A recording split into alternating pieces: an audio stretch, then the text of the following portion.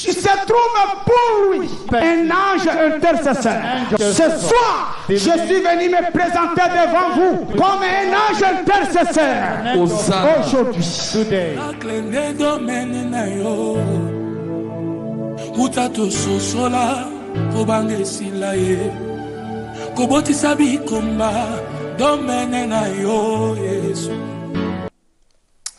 Bien-aimés dans le Seigneur, je vous salue tous au nom de notre Père, le prophète, messager Emmanuel Dodi. Que Dieu vous bénisse. Alors, le nous avons un message très important à Rolobonalibota dans Nzambe, franchement aussi de partout.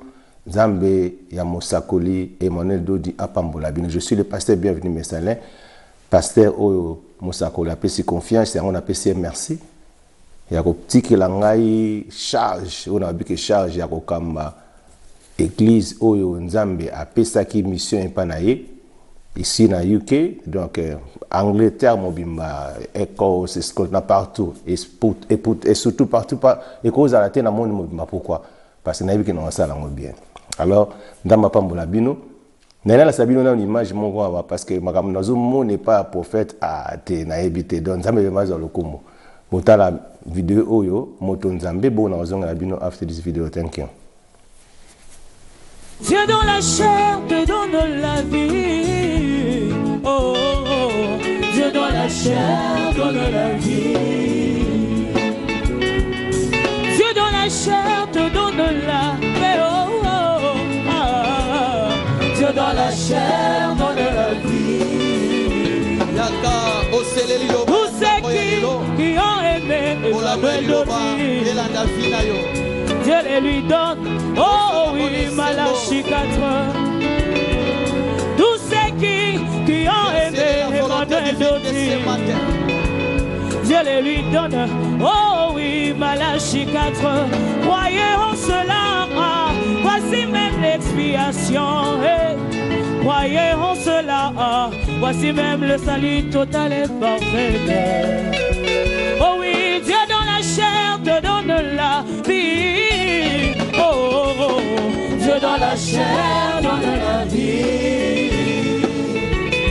Il est le Dieu dans la chair qui te donne la paix. Oh, oh, oh, ah, Dieu dans la chair donne la vie. Sans tes sans prière, sans marcher les mots affranchis. Laissez-moi vous dire que moi, je vis le même Dieu aujourd'hui. Mais pour cette fois-ci, pas dans une robe, le Christ en chemise, Jésus-Christ en veste. Dieu a parlé l'Ingala au travers d'Emmanuel et Dodi. Mais s'il n'était pas venu, nous ne serions jamais affranchis. Hosanna. Oui, Dieu dans la chair te donne la vie. Oh, oh, oh, Dieu dans la chair donne la vie. Il est le Dieu dans la chair qui te donne la joie. Oh, oh, oh, ah, Dieu dans la chair donne la vie. Même dans une photo, le Seigneur habite en lui. Ce n'est pas une histoire, oui, le Seigneur habite en lui. Lorsqu'il s'élève, c'est ce qui donne la vie. Quand Dieu visite Abraham, Sarah devient fécond, Dieu dans la chair. Quand Dieu visite Abraham, Sarah devient fécond, Dieu dans la chair. Quand Dieu visite Abraham, Sarah devient fécond, Dieu dans la chair. Seigneur, tu visites à Dodi, reçois le salut de tes enfants. Dieu dans la chair. Seigneur, tu visites à Dodi, reçois le salut de tes enfants. Dieu dans la chair.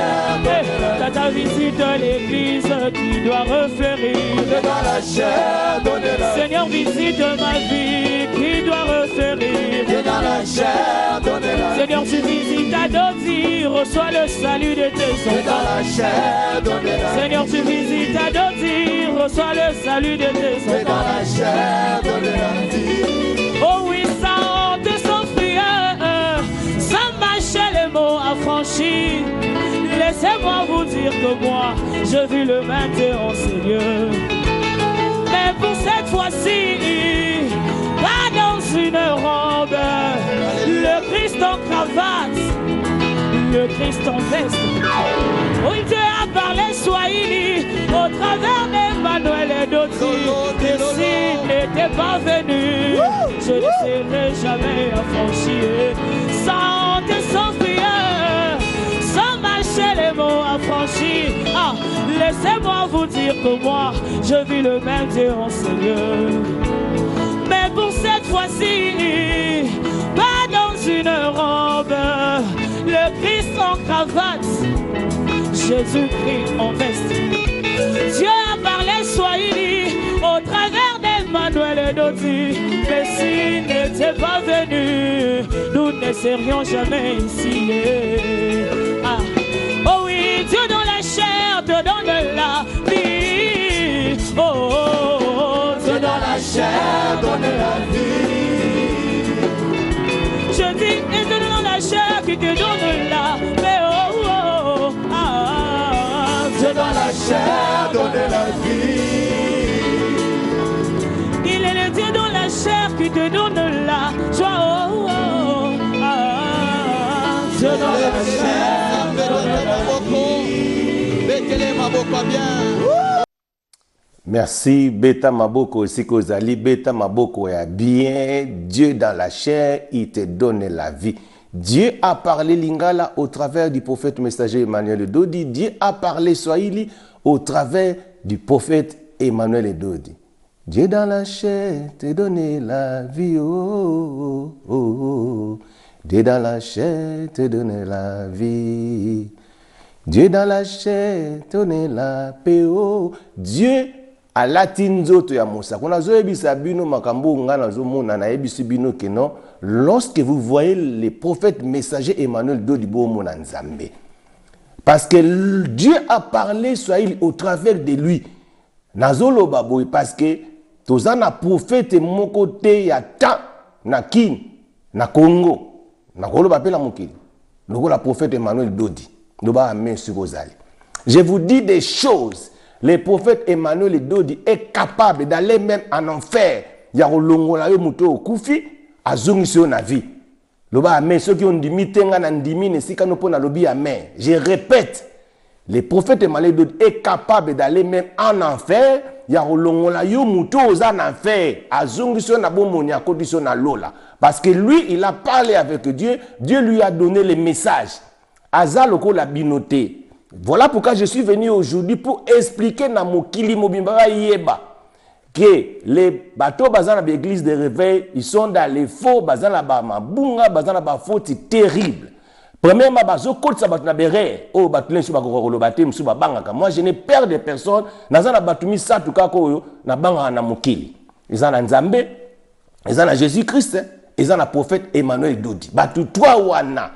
J'ai 3 personnes à moi o yongai nazo banga na mokili. Nzambe, Jésus-Christ na Emmanuel Dodi. Donc avant au ganyenga, avant bundisa ngai, il faut longa batumi sa toi. Donc simbate. Voilà pourquoi dans le but que je n'ai peur de personnes à part ces 3 personnes dans le biwana.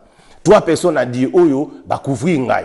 Donc nazo lo bango avec fierté pour na yebi 3 personnes a dit bazo couvrir ngai parce que il faut zaka nga pour le bamam na sala, il faut zaka nga pour sala mam nazo sala. Je vous dis. Donc il est capable d'aller même en affaire à Bimisio, à Kotisio na lola. Ce qu'on zone di mangate, ngala ndimi na place no pona lobi a me posa ndengwana. Et na lobi, vous oyo batu ab église de réveil depuis ba mbula na mbula ba kosa batu ba kinana batu. Eza koute bangote. Na balance wana ser mongo boy, ser ngabi papa. Eza ignorance te, ba yebite. Bayebi na bangote. Donc, bino boye bakate bozo kosa batu. Lorsque vous êtes en train de dire aux gens que ozo yamba Jésus-Christ c'est comme ton Seigneur et Sauveur. Laissez-moi vous dire, tant ozo lo bala mutu comme ton Sauveur et Sauveur. Ngolo basiko ke akoyi kozala comme akoyi kozala te. Na expliquer bien pour ba musupi ba comprendre bangote. Na ebito soke za français ou bien ndengeni na lingala ba bike ozo yamba Yesu Masia lokola mobikisi na yope lokola mobikisi na bo compléter. Sikoyo, ceux qui le lobo moni ngande na oloba. Je suis pasteur bienvenu, pasteur bienvenu. Sikoyo moni mutumo na nzela lokola nga mazangate na répéter bien pour bon mona ndeba chabino na bere bo prière nzambo bo yebite de po ba homo baza ba yebi na bango pété ba prière pe ya lukuta ya fo ya homo baza ba ventire ba sala ba ventire trop bayinanaka bayokanaka te bamiyibi makambo ebele mabe bazalango po bayebi na bango déjà que non bon c'est wana bi bayebi te mingana yebi ke bayebi comme bazala bango na faux bon ezalaka ndenge wana parce que bamissionnaire nde bayaka na erreur wana bayina erreur wana ya kokosa batu na Congo na Afrique kokosa bango ke non bozondimela po bayebi omoni mundela mayele tanga osa eloko ne osa eloko ayebi biso bango ke kati mo ezana kati donc moi eloko mo bo ya okanga bino ezana kati akangi bino pa alakisa bino makambo alukuta alobi ke bondimela Yesu lokola mobikisi donc laissez-moi vous dire soko moni mutu moko lokola mutu moko aza lokola na président de la République président Félix bomoni président de la République Félix allez bomoni mutu moko aza lokola ye ayete wana aza lokola président Félix maza président Félix te yango bino bozo prier Jésus-Christ, mutu lokola Jésus-Christ, ma Jésus te. Ce qu'on a bani, aza diable bo priya. Bokena nango. Si on peut beaucoup mieux franchir, beaucoup continuer ndengwana. Voilà pourquoi je suis en train de vous inviter. Nous sommes ici déjà en Angleterre, d'Ozaliawa. Nous sommes online, donc chaque jeudi à partir de 21h, tous en online, tous en prière. Et puis ce qu'on lingi au comme c'est simple. Aux Olanda, au continent la télévision RTNC à partir de Kinshasa, bandeko bazolanda et puis na YouTube. Au côté na prophète Emmanuel Dodi, au monde a un message surtout prophétique et il y a prophète Emmanuel Dodi. Parce que Emmanuel Dodi a un serviteur de Dieu. Laisse-moi na lobi a un serviteur de Dieu. Ngana un serviteur. Na ba pasteur il y a le couteau ba puis ba serviteur même sous ba serviteur ba travailleur. Parce qu'il y a une différence entre un serviteur et un travailleur. Travailleur à cause de la mutation, à salaire na kati na makamna nzamba, salaire bien mais à salaire ne ka pona libumu na ye. Et cause à loko salaire na compagnie moko boye oza travailleur, olinga no compagnie ngote mais tu es un bon travailleur. Mon travailleur. Mais moi je suis serviteur, je suis pas travailleur de Dieu. Bon ba travailleur. Mais prophète Emmanuel Dodi aza serviteur en nzamba c'était messager de Dieu. Il y a une différence. D'autant bozo monaye Aza messager en Nzambe. Dieu lui a donné le message. Prophète o ayaka na message. Voilà des vrais prophètes. Dieu a donné à prophète Emmanuel le message pour la koya ko relever l'église et là. Parce que l'église o ngar banda kanabe yango église abi dorma. Voilà pourquoi prophète Emmanuel Dodi azali messager en Nzambe aye ko relever l'église et là yango aye na ministère o ya ba franchi. Nous ne sommes pas une église de réveil. L'église a repris à réveiller là. Il y a un azoé bisabino que Mosakoli azali prophète ya Nzambe ya solo. Azali muto Nzamba tindi pour na koya ko kangola libota pour na ko délivrer bateau. La Bible lobby, si tu confesses de ta bouche le Seigneur Jésus et si tu crois dans ton cœur que Dieu l'a ressuscité des morts, tu seras sauvé. Simple. La Bible lobby est claire. Ce qu'on dit mais Jésus le kola mobik ce qu'on dit Jésus Seigneur Jésus-Christ on dit mais lié. Donc yo osala sauver dans le baron en France. Si tu confesses de ta bouche le Seigneur Jésus-Christ et si tu crois dans ton cœur que Dieu l'a ressuscité des morts, tu seras sauvé. Mais bino bazolo balabino ce qu'on dit mais lié sur le kola et ça différent. Donc cela veut dire que bateau bazon dit mais lié sur le kola mobik ici baza bateau ba kota lo la te. Il faut osala affranchi comme Bible le dit que donc ce qu'on a affranchi osala réellement sauvé. Donc tant osala affranchi te osala sauvé te osala muto ozotambola na ko bunga. Au niveau mona ba message en Nzambe je vous dis comment affranchir. Eza nango simple. Ba numéro eza wana obengi ngai na relation de nous sala ko benga pe prophète otiki message eza makamba ko yoka sonité tu as besoin de ta vie eza la sauver. Au quoi na Jésus-Christ ya solo. Au quoi na Jésus-Christ ya lokola te. Mutakola ki so ngo eza muto aye na message. Laissez-moi vous dire une histoire. Lelo ndengeza awa boye baka pourquoi Jésus-Christ babumai. Jésus-Christ, on l'avait tué lorsque moni résurrection à Lazare et Kamoussa Batou. Après 3 jours, pour déjà la nature, la science nous enseigne qu'après 3 jours, mais ce que 3 jours après, Jésus a sécurisé Lazare. Donc, ça Dieu fait pas si va bimouto sur d'autres qui est t'es aux la somme. On a fait tout pour les tuer, mais bah était que et ça là qui bito ya qui pas kufa. De la même manière, je vous révèle une chose. Oh, je sais pas passé. Il y a un prophète à chaque fois. Oui, salama est pas prophète d'Abisso Simon Kimbango. Prophète Simon Kimbango. Boye bagake. Il a assez que ça que tu muto à sala 4 jours. Boye bien ngote peut comment mater mutu moka après sa promotion nango azate. Mais ezana ba famille oyo ba sana génération ana oyo ba koko na bango bakufa oyo akufa après 4 jours Simon Kimbangu asekwisa ye. Je vous dis des choses parce que ngamo na mwana nkole biso toza bato so ina kobi na kati na nkamba ba bato ba tokotelema ba kopesa biso mbote ya respect ba Kimbangu se bayebi ma famille baza batakimbangu se ngaza Kimbangu se na bomwana to bana okende. Voilà pourquoi c'est mokalobi, voilà pourquoi j'ai vu les prophètes alingaka yo parce que ngai Koko nanga papa abota papa nanga. Il était disciple de Simon Kimbangu. Nazo ba disciple. Partout Simon Kimbangu abana okende. Akenda. Tina balubumbashi ne bakanga bango pi akenda. Donaza Koko ya disciple ya Simon Kimbangu. Dona mutu lokola binote. Donc voilà pourquoi naza la connexion na prophète Emmanuel Dodi parce que le prophète Emmanuel Dodi réellement il est né pour moi.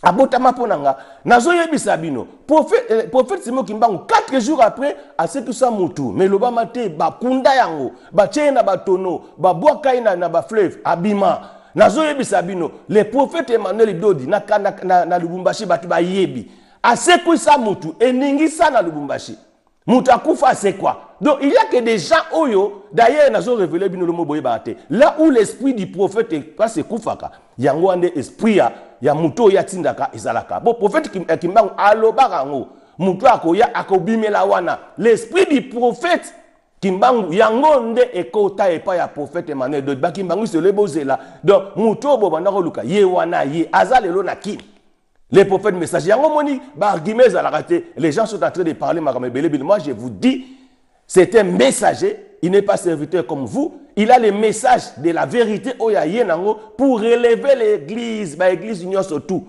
Alors la binoté, serviteur. Donc, alors la bisoté doit serviteur normal. Lui, c'est un messager. Voilà pourquoi il y a un message. Tous les modèles c'est la culte. Ils ont des mots culte na bisoté. Tous les modèles auto bande la culte. Ils ont des mots culte na binoté. Tous les modèles oyo voilà la différence. Oh, zomona na ba modèle ya ba fête. Oh, ya yenango pona ko délivrer libota na Nzambe. Il est venu, Dieu lui a pour délivrer les captifs. Voilà chaque vendredi à partir de 16h na télévision ya prophète Emmanuel Dodi Bogomona ndengeni la délivrance zo salama Bogomona ndeni bazote. Voilà pourquoi nazo bambino yo Benga, n'a qu'à expliquer tout parce que nous sommes à la télévision. Je ne peux pas tous vous expliquer parce que batumsu bako comprendre. Ngala zolo banayo. Yo ceux qui ont kondimangate, ngala ondimaka na place na opo na zolo ba amen. Lui est messager de Dieu. Oyo makamuno surtout Nzambe alatiye. Nalobike Nzambe alati cravate au travers du prophète. Nzambe alati veste au travers du prophète. Natango akala to mona ki Nzambe alataki sultani à travers Jésus-Christ mais lelo nous mon Nzambe au travers de notre prophète Emmanuel. Donc je vous dis des choses. Oyo nazo ebisabino na ebike mokili bazobanga na ebike batu bazolenga mais je vous dis ngana monaki. Je vous dis lorsque j'étais à Kinshasa nazo loba yango Bishop Kankeza na ebito so akoma Bishop so patria pour kombe changer. Na soani ça fait longtemps. Bishop na ebi aebinga très bien. Na monaki atindaki plus de 12 personnes na lobé le côté depuis nazonga. De plus de 12 personnes église il y a prophète Nazalaki wana le jour où tu vas kende ko visiter bola. Moi j'étais là namoni 12 évêques baye bakutana prophète Nazalaki tenab. Donc ya bambinga babalati ba rei bande donc nakamwe muto azalaki wana ezaki pasteur Moïse Kobo il était en charge azalaki wana pazo ba comment bato ba voyager au ba sala ba tripoto bana sala wana. Moi j'étais là na otala bango na vandi na kiti. Oh non, tous on a besoin de prophète parce que tous on a un message où il pas il y a babenga kisoki bishop Kankenza so ni ba comme na ba yeba ngote. Mais Kankenza ba baza message où il pas Kankenza ngana vandi na hotel. Sikoyo mbala moko na yebisi muta security moko na yebisi na itoi. Moka zala ki na mona yana bibo tu na ye. Soki bazaki na rendez-vous au message ngoni butu na bango. Allez, moka ko tu na bango abi siko message ote donc to yebisi kaka il est sur place. Allez, Moïse Kobo, pasteur Moïse Kobo, il était là. Aïbisi Bango le bité, prophète Aïna noté, mais tu repasser le message. C'est comme modèle Bamone la kingai. Nga zagana manga mutundenge. Modèle na tune la ki bango. Elenga na rekete na sona zaki na numéro Kankenza. Na ngana benga ye. Na ngana benga ye na tuna yeso makamanga solo pasa yebinga. Na ngana benga na tuna ye. Mais na tel na bi oh. Mais tala batoyo, ti un mona moni ba changer langage ba biote biso tozana biso na problème te toyaki ka rapport tozolinga to kota na ministère na ye. Moi na talibo na wana zo sabino Mose ko bete là. Je vous dis bat ba yebité ezalaki wana na 4 églises. Mais prophète ayaki na nte bandimi bazalaki. Mais bango batali bamoni on dirait que no simbate parce que modèle ba yelaki na yebité so ba yelaki ndenge nini so ba lukambongo so pe bazalaki pe na solo ba s'intégrer na ministère des affranchis ngamona seki. Allez Moïse Kobo il était sage ayesi bango kende bozonga na ba 17 tanga oya déjà comme ça to ko sabino. Tang ba kei na yesi Moïse na ba ozonga tende ba kei wana libela ba oyate. Parce que modèle on a tout là qui sécurité wana. Ba comprendre que muto ayebi masolo puis ba tel modèle nga ba yebi que muto yo ayebi. Donc yango na zoyebi sabino les gens oh batu wana ba pasteur wana ba yebi le côté bazoluka ndenge ni yango sala pona ba approcher prophète et ko simbate parce que ce que lingo approcher prophète premièrement il faut okangola moza la affranchi. Lorsque tu n'es pas affranchi to bisola bino to tambo na vision mon côté ko simbate. Voilà pourquoi je vous dis ngane na zawa na koko yaka na ba réunion na bino te. Soko mone soti une invitation na yete na ko yate parce que bino bozana makambo ya bien te bo sambela yeso bo yebite bo sambela mutu moko bo yeloko la Jésus mais il n'est pas Jésus bo continuer nango. Il faut bo changer. Bible zo le bango clair, au confesser Jésus de tout ton cœur, de toute ton âme, tu seras sauvé toi et ta famille. Mais bino bo tali sabatu. Ce qu'on dit mais lié sur le col la mobi qui et puis bo lo bango à chaque fois bozo prier pour na batango. Donc vous bozo sani. Ils ont le quoi bozolo bakena na moni neti na otinela ana mundele message so ka tala ngona ta suna na localité ana mundela on comprendre pour na tinela ke ba message na moni fi mo lokola ana mundele c'est kaza ana mundele te za ye eza ana me za ye wana te eza ana mundele te pour na bo tanga comme nous personne atteint comme les solo bo tanga comme on a pas yana tangi comme ya ana mundele pour ya zane 50-50 ana mundele. Ce qui n'a monifié mon azape pembe le colaye. Donc il n'est pas lui. Donc azamutumsus. Voilà pourquoi je vous dis, il faut beaucoup ma franchi, ton dit mais la mosakoli, Dieu dans la chair a zopé sa vie. Prophète Emmanuel Dodi azanzambe oyaye. Je parle de lui parce que na boyi makambo et salame pas prophète na biso simo kimbangu et salame pas na yena. Voilà pourquoi na lingi yo place aux ali banda kotato la mosakoli. Parce que Jésus-Christ avait dit, ce n'est pas moi qui vous avez choisi. Ce n'est pas vous qui m'avez choisi, mais c'est moi qui vous ai choisi et je vous ai établi en fait que tout ce que vous amènerez à moi et je vous lui donnerai au Sabino. Cela veut dire quoi? Ceux qui ont propagé la bonne nouvelle, le message, Nzambe, pas na Nzambe, alors na suki awa, Dieu dans la chair, il te donne la vie. Dieu dans la chair, Dieu a lati cravate au travers de notre prophète Emmanuel Dodi. Alors on a commis na souka. Que le Dieu de mon Père, le prophète messager Emmanuel Dodi vous bénisse au nom de Jésus-Christ. Amen.